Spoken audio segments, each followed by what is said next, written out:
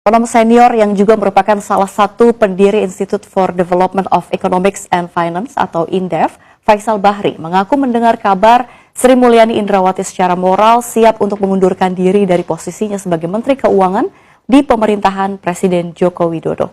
Selain Sri Mulyani, Faisal mengatakan Basuki Hadimulyono juga sudah siap untuk meninggalkan kursi Menteri Pekerjaan Umum dan Perumahan Rakyat atau PUPR Kabinet Indonesia Maju. Selain itu ada beberapa menteri lainnya, ia tak sebutkan namanya. Namun Faisal mengungkapkan para jajaran menteri yang siap mundur itu tengah menunggu momentum yang pas untuk mengundurkan diri. Proses pengunduran diri menteri itu juga menurutnya pernah terjadi pada era pemerintahan Presiden Soeharto. Faisal pun menyerukan kepada publik untuk sama-sama membujuk para menteri yang siap mundur itu untuk segera mengeksekusi rencananya. Menurutnya alasan mereka juga sebetulnya tak salah, karena Presiden Joko Widodo berpihak pada Pilpres 2024 kepada salah satu calon saja. Pemirsa, sidang lanjutan Dewan Kehormatan Penyelenggara Pemilu atau DKPP kembali berlangsung dengan menghadirkan keterangan saksi ahli. Para pengadu menilai para komisioner KPU diduga telah melanggar kode etik penyelenggara pemilu dalam pendaftaran cawapres Gibran Rakabuming Raka untuk Pilpres 2024.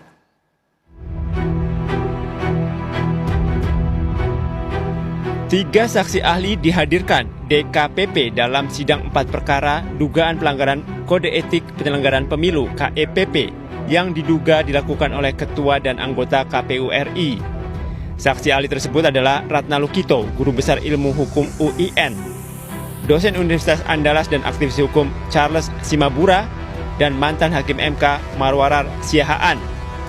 Pengadu yang mengatasnamakan diri sebagai pembela demokrasi TPDI mengadukan komisioner KPU RI, yakni Hasyim Asyari, Betty Epsilon Idrous, Muhammad Afifuddin, Persadaan Harahap, Yulianto Sudrajat, Idam Holik, dan Agus Melas atas dugaan pelanggaran etik. Ketua dan anggota KPU dinilai telah melanggar peraturan KPU nomor 19 tahun 2023 tentang pencalonan peserta pemilu presiden dan wakil presiden karena KPU belum merevisi atau mengubah peraturan pasca putusan Mahkamah Konstitusi nomor 90 PUU 21 tahun 2023. Para pengadu mempertanyakan adanya dugaan cacat hukum dan pelanggaran etik pada kasus pendaftaran cawapres Gibran Rakabuming Raka pada 25 Oktober 2023 lalu. Nah, ada 2 poin. Pertama, KPU tidak mematuhi peraturan yang dibuatnya sendiri.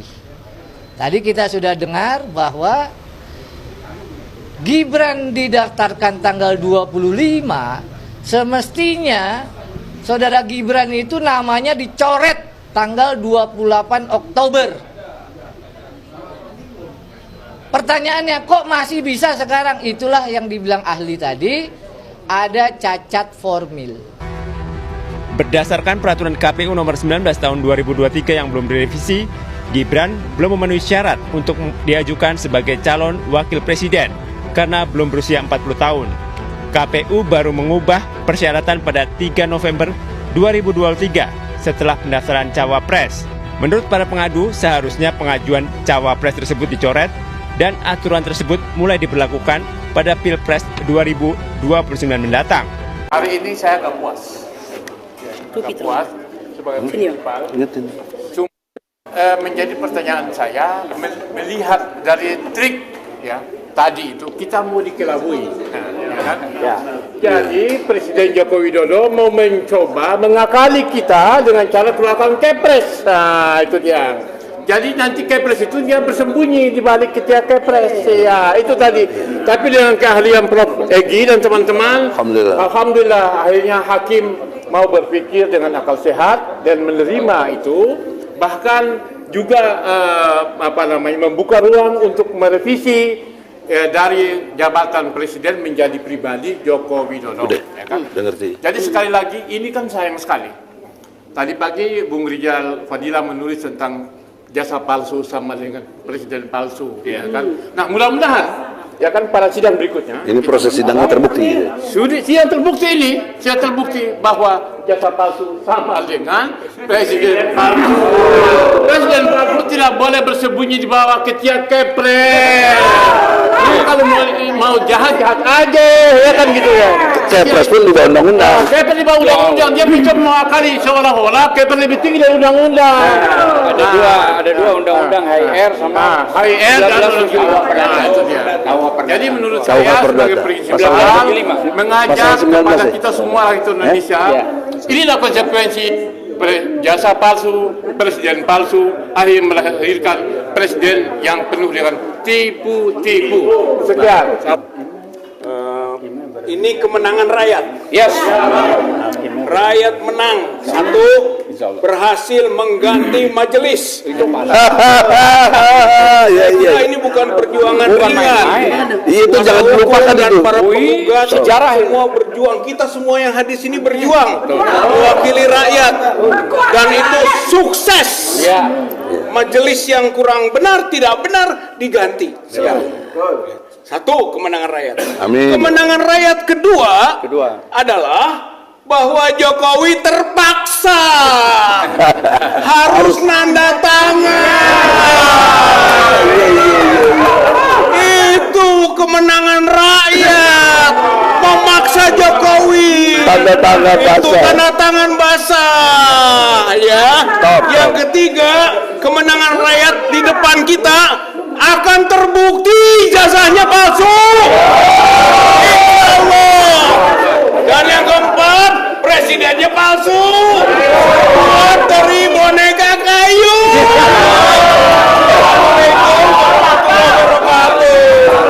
Topik. Ya udah agak mendingan mikirin ini. Ini sudah masuk ke bulan keempat. Tapi ada hasil yang luar biasa hari ini. Hakim berani memutuskan mustinya seperti apa tuduhannya, gugatannya, dan wakil Jokowi harus seperti apa. Nunggu memasuki bulan keempat. Jadi strategi ngulur-ngulur waktu habis napas juga. Karena pengacara kita nggak mau main-main terus mundur. Tolong dipikir. Nih hakimnya besok diganti pecat lagi yang mutus. Bakal dimarahin. Karena kesian hakimnya majelis yang pertama kenapa mundur? Karena ngusir Jokowi perwakilannya nggak benar. Dia mabok. Yang ini ntar dimaki-maki lagi nih. Atas saya dimaki-maki lagi. Seknek nelfon. Itu siapa hakim yang mutusin begitu? Jadi tolong doakan hakim yang walaupun menunggu 4 bulan untuk membuktikan sekedar ngasih lihat ijazah gua susah amat sih. Tapi kalau memang ada ya susahnya apa? Tapi tolong paham, kalau bukan berbohong ya bukan dia kan? Karena bawaan bawinya memang berbohong. Ini menarik, nggak sepele. Kalau sampai ketahuan dan harus membuktikan dia berbohong, dua, dokter andasnya ijazahnya apa, insinyurnya ijazahnya apa, nggak usah ngomong yang SMA lah. Terus lagi daftar ke KPU sebagai capres, ijazahnya apa? Jadi KPU-nya kena juga. Karena anaknya sekarang pun sudah daftar nggak benar diterima oleh KPU. Jadi mari kita rame-rame walaupun 4 bulan bersyukur. Terima kasih buat tim pengacara khususnya rekan saya Prof. Egy ini lanjut dan Anda diminta adil terus. Terima kasih. Wassalamualaikum warahmatullahi wabarakatuh. Semangat untuk semua rakyat Indonesia, terutama untuk emak-emak yang hadir tetap konsisten dan selalu istiqomah ada di perjuangan ini. Di Jokowi palsu, Jokowi palsu atau ijazah palsu tetap sama. Yang jelas kita bangga dengan lawyer para advokat yang ada di samping saya. Beliau berhasil menerobos masuk sampai ke titik keberhasilan saat ini. Bapak Jokowi, Anda harus menandatangani semuanya dengan tanda tangan basah. Kami tunggu di sidang berikutnya. Jika tidak bisa, Anda out, tumbang, dan Anda dideklarkan sebagai presiden palsu sedunia. Oke. Itu saja. Terima kasih untuk semuanya. Saudara-saudaraku sebangsa dan setanah air, pertama-tama mari kita menundukkan kepala, kita mengucapkan innalillahi wa inna ilaihi raji'un. Telah berpulang ke rahmatullah salah satu bapak bangsa, ekonom ya, seorang legendaris, seorang begawan ekonomi yang hati dan jiwanya diperuntukkan untuk Indonesia tercinta hingga akhir hayat masih tetap garang menselepet atau apa? Menselepet ya orang-orang yang di dalam pemerintahan itu sudah melanggar daripada sumpah dan janjinya sebagai pejabat negara. Oleh karena itu sebelum saya ngomong, mari kita sama-sama membacakan Al-Fatihah. A'udzubillahi minasyaitonirrajim. Bismillahirrahmanirrahim. Ya.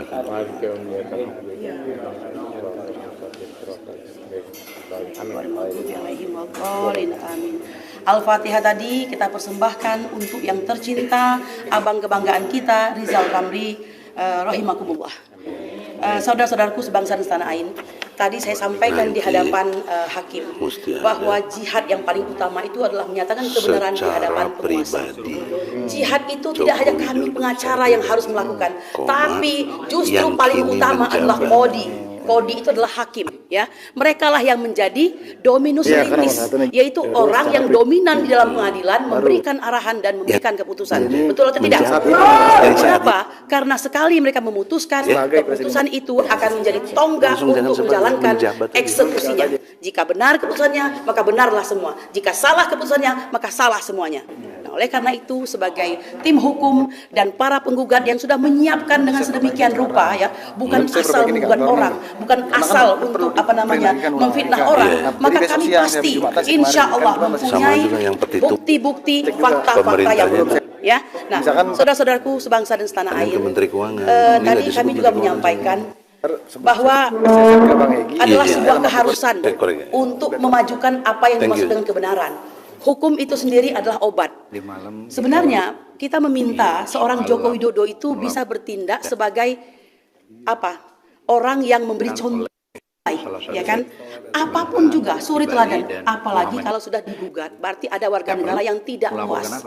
Permasalahannya sekarang bukan soal tidak puas, lebih kepada pidana, di mana pemalsuan itu mencakup dua norma, yaitu penipuan dan ketertiban masyarakat. Ya kan? Nah, oleh karena itu tidak bisa main-main lagi. Kita berterima kasih hakim pengganti ini telah melakukan breast finding, meskipun harus didorong-dorong seperti orang melahirkan gitu ya. Pembukaan 1, pembukaan 2 begitu kan. Pada akhirnya beliau ingat bahwa tetap dia katakan oleh Imam Baihaqi bahwa kita ini bukan mayat hidup. Siapa mayat hidup itu? Mayat hidup itu adalah orang yang tidak mengingkari kemungkaran. Jadi mereka mengiyakan, tidak dengan hatinya, tidak dengan kata-katanya, tidak dengan tangannya. Nah, ini masih ada iman di hatinya, alhamdulillah. Sehingga kita masih bisa berjalan ke arah kebenaran. Betul? Nah, karena hukum itu adalah obat, kami patuh, kami akan melakukan perubahan seperlunya, ya. Maka yang 9 tadi tidak boleh batal dong. Orang ujungnya memang semua kesana semua kok, ya kan? Tergugat. Ya, 9 tergugat dan 1 turut tergugat, ya. Hanya kita meminta yang 1 ini nama presidennya itu kita hilangkan, bahwa dia adalah Joko Widodo. Padahal dia presiden juga. Memang ini blunder kesana kemari. Maka bener lah kita itu sebenarnya. Jokowi yang presiden, presiden yang Jokowi, kan begitu. Udah saya bilang gitu. Mari kita Bismillah, tetap bersemangat, tetap kawal, kita berdoa, semoga kita ke depan mendapat pemimpin yang lebih baik. Ingat, pemilu itu bukan commercial break. Pemilu itu adalah radical break, kata si Rocky Gerung, ya. Jadi radical break, tidak cocok, tidak sesuai, ganti, kan begitu. Ganti dengan yang baik. Allahu Akbar. Closing. Closing. Langsung teknis, saudara-saudara. Lihatlah di sini halaman kedua bahwa kita TPUA, tim pembela ulama dan aktivis. Aktivisnya tadi Rizal Fadila, saudara Taufik, Muslim Arbi, Bambang Tri, terus satu lagi Hatta Taliwang, melawan Jokowi. Lawyernya kami. Nah, di sini yang mau diganti nih, kami di sini Presiden RI Jokowi. Nah, kalau ini mereka beralasan bisa pakai SK, bisa pakai mandat dari Mensesnek dan Jaksa Agung. Nah, bagaimana supaya tidak demikian? Sekarang presidennya kita drop, dibelakangkan, gitu loh. Secara pribadi Saudara Joko Widodo yang kini menjabat presiden. Nah, itu jadi Jadi si pemberi kuasa Jokowi harus memberi kuasa tanda tangan basah kepada yang diwakilinya dari Jaksa Agung tadi. Nah, jadi nggak bisa lagi dia atas nama SK, nggak bisa. Karena ini ada di, jangankan di HIR yang udah lama, di Undang-Undang Pokok Perdata 1793. Pajak 1793. Nah, poinnya? Pasal 1793. Apa poinnya? Oh, poinnya bahwa seseorang yang memberikan kuasa kepada pihak lainnya itu harus dalam bentuk surat kuasa yang asli ditandatangani. Sama aja sama HIR. HIR pasal 123. Nah, jadi saudara-saudara, perubahannya sudah mendasar dan janji hakim tadi 3 hari dari setelah masuknya, kita akan masukin besok karena harus banyak yang dirubah sedikit dalam pengertian ini, karena juga kemarin juga ke petitumnya juga, karena kita menuntut pemerintah ini. Nah, di sini harus menuntut ke Jokowinya. Nah, di sini ada ada Menteri Keuangan. Kenapa? Karena Jokowi mengatasnamakan dirinya sebagai presiden. Jadi dia telah menyalahgunakan wewenang luar biasa. Maka implikasi hukumnya, utang luar negeri kita yang 9.000 triliun Jokowi sendiri bayar sama konglomerat yang dukung dia. Nah, kan di kantong Jokowi ada 11.000 triliun. Bayarlah 9.000 triliun itu. Masih ada 2.000. Ya, masih kaya juga kok. Tapi bayar itu utang negara. Kalau utang BUMN tambah utang swasta 20.000 triliun. Nah, dibebankan lagi kepada Jokowi, ya bangkrutlah Jokowi itu, insyaallah. Nah, oleh karena itu, saudara-saudara, dan lebih memalukan lagi adalah seperti Adinda Kurnia sampaikan, ini memalsukan itu adalah satu perbuatan tindak pidana, ya, memalsukan dan ketertiban umum. Lebih dasar secara moral, dia menipu dirinya sendiri. Tukang tipu seperti ini ada dikatakan dalam surat Al-An'am, ayatnya 123. Akabiro mujrimin. Jadi pembesar yang jahat. Kejahatannya apa? Menipu. Ya, Al-An'am ayat 123. Jadi lengkap hukum positifnya ada, dibuktikan dia menipu, di Al-Qur'annya juga ada. Nah, jadi kloplah saudara-saudara, tinggal kita berharap ke depan untuk supaya ada perubahan. Jadi kalau betul nanti minggu depan dan seterusnya, ya mudah-mudahan sebelum pemilu udah kejelasan, ya, udah ada kejelasan Jokowi ijazahnya palsu. Sampai hari ini pun sudah jelas. Tadi kan saya tantang, kau jaksa, kau mewakili Jokowi, mana ijazah aslinya? Nggak bisa bawa dia, nggak bisa bawa. Orang waktu di Solo aja nggak bisa bawa, apalagi di sini, gitu. Saya kira demikian. Semoga umatnya takbir. Assalamualaikum warahmatullahi wabarakatuh. Kondisi Jokowi saat ini sedang di ujung tanduk. Orang-orang dekat yang dipercaya seperti Sri Mulyani dan kawan-kawan akan mengundurkan diri. Kemudian di sisi lain, kasus ijazah palsu terus bergulir dan hampir usai dengan kenyataan Jokowi terbukti bahwa ijazahnya palsu. Jokowi dipaksa untuk menandatangani pergantian hakim yang memutus tentang ijazah palsu, karena selama ini hakim yang memutus ijazah palsu semuanya adalah intervensi Jokowi, dan kali ini Jokowi tidak bisa berkutik lagi karena dikeroyok oleh para advokat senior yang memang sudah lama berjuang dengan tuntutan ijazah palsu. Kemudian di sisi lain, gugatan tentang pelanggaran konstitusi MK juga terus bergulir.